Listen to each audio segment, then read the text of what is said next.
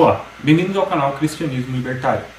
No vídeo de hoje falaremos sobre o texto de 1 Samuel 8, onde Israel pede um rei. Quando envelheceu, Samuel nomeou seus filhos como líderes de Israel.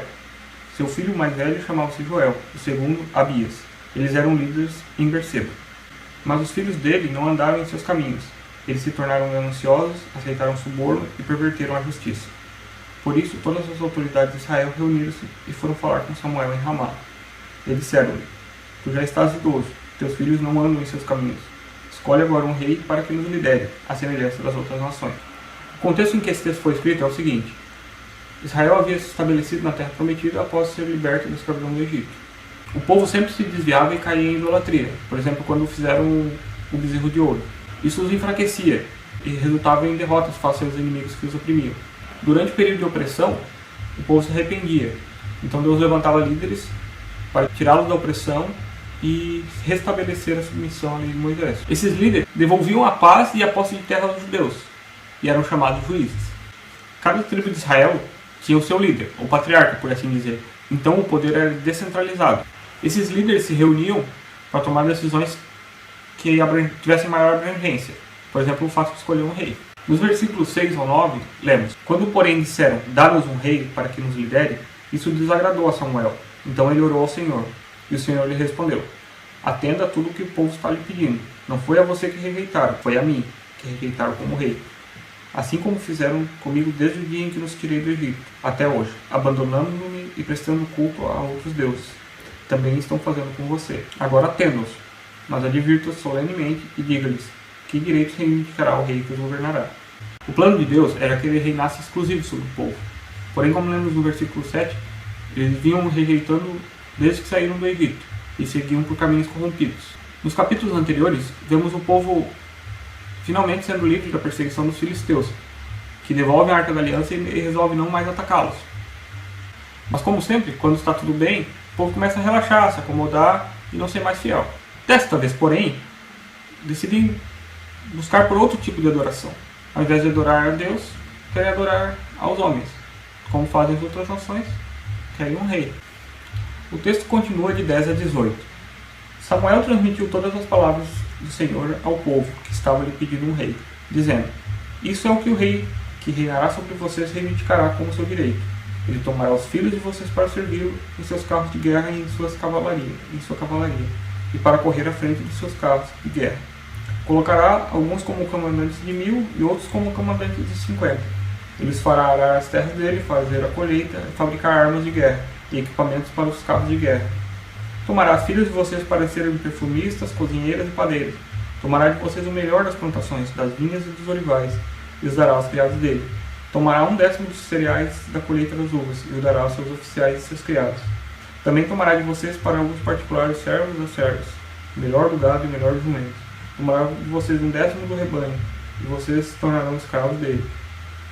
Naquele dia vocês clamarão por causa do rei que vocês mesmos escolheram, e o Senhor não os ouvirá. Vejam só que interessante. Deus está dizendo que agora, ao invés de eles serem explorados pelos seus inimigos, eles vão ser explorados por um dos seus, pelo rei que eles pediram quando rejeitaram Deus como soberano.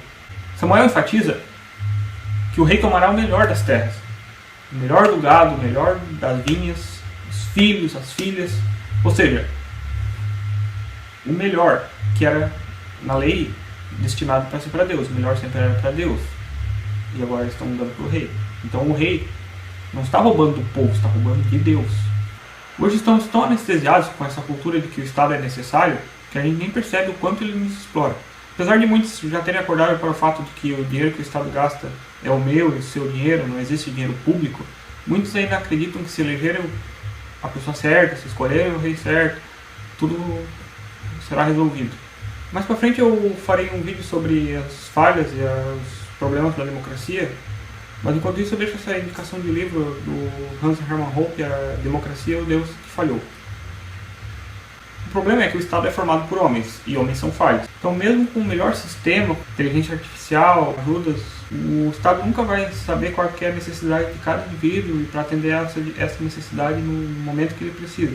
Então por isso é que não dá para confiar no Estado como Salvador. Sendo assim, o único rei capaz de ser bom, justo e eficaz é Deus, na figura de Cristo.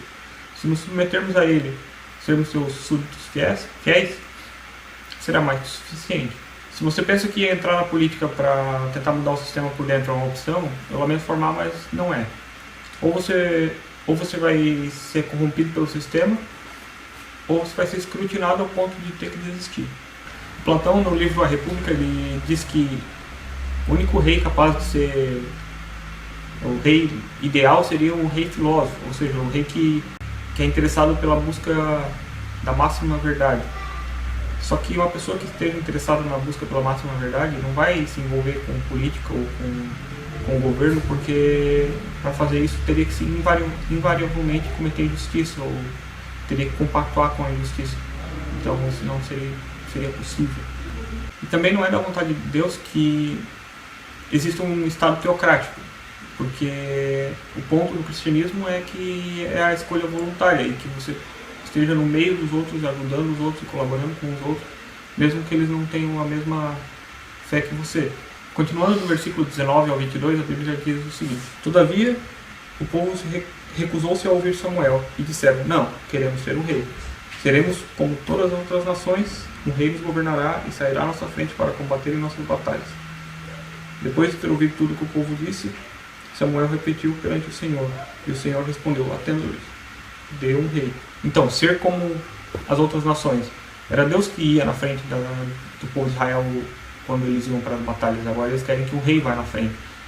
Então, Deus tinha escolhido Israel para ser uma nação santa, separada, e não ser como as outras nações. Era para eles servirem de exemplo.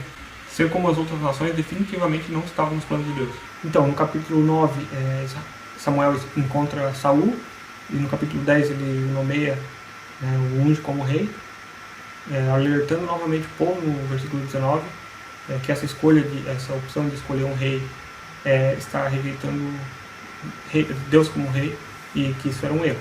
Olha só, já cumpri meu papel, agora vocês têm um rei, então se alguém tiver alguma coisa para dizer contra mim, que fale agora, o cara para sempre.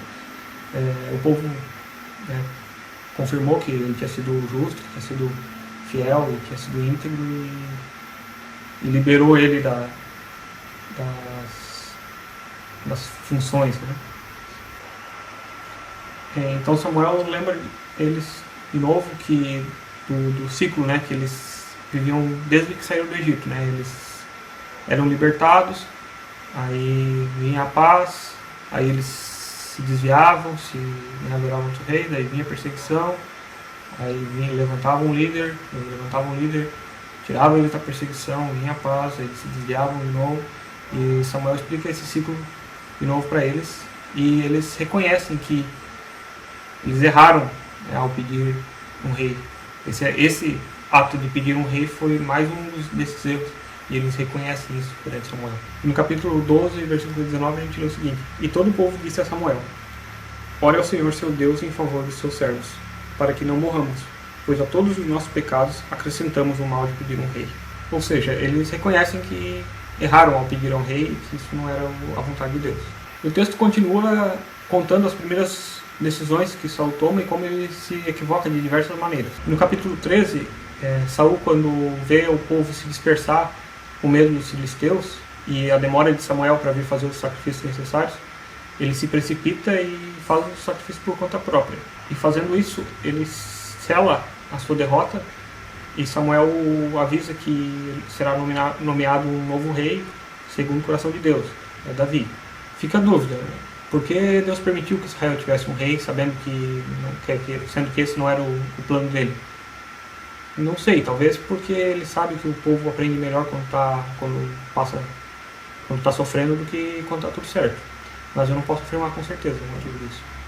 Lendo todos esses textos e conhecendo o Evangelho como um todo, percebemos que não é através do Estado que Deus faz a sua obra, mas sim através de indivíduos fiéis com o coração íntegro, que é o reino de Deus que devemos buscar e não governos humanos. Espero ter esclarecido esse assunto, que você possa se aprofundar cada vez na palavra do Senhor, e que Deus abençoe você e a sua família, que a gente possa continuar as discussões aqui nos comentários.